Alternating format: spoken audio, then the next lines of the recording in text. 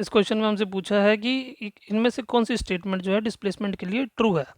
तो first statement है कि displacement can not be zero, that S can not be zero.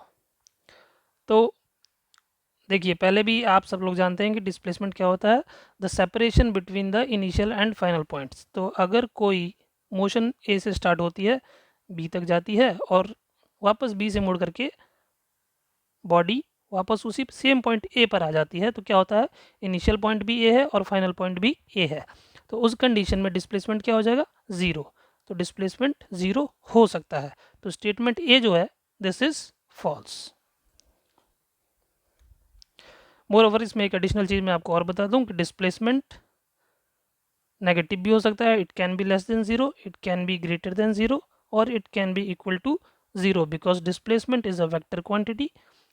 Vector quantity क्या होती है इस लेवल पर अभी जानने की ज़रूरत नहीं है, पर मैं आपको बस इतना बता देता हूँ कि डिस्प्लेसमेंट एक वेक्टर क्वांटिटी है।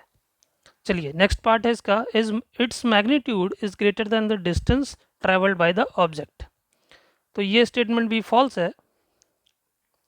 Displacement is always and always less then और इक्वल टू डिस्टेंस ट्रेवल्ड। ये कभी भी डिस्टेंस ट्रेवल से ज़्यादा नहीं हो सकता। ठीक है, इसका एग्जाम्पल देख लेते हैं। मान लीजिए किसी एक पॉइंट ए से मोशन स्टार्ट होता है और एक कर्व्ड पाथ कवर करके वो पॉइंट बी पर पहुंचता है, तो इस कर्व्ड पाथ की जो लेंथ होगी वो डिस्टेंस होगी।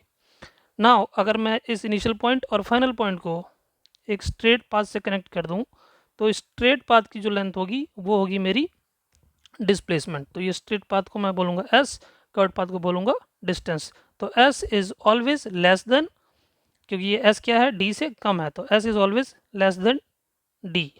एक ऐसी पॉसिबिलिटी हो सकती है कि मोशन स्ट्रेट लाइन में ही हुआ हो, तब क्या होगा, एस जो होगा वो डी के बराबर होगा।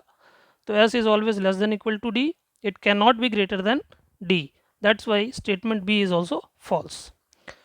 Okay, enjoy.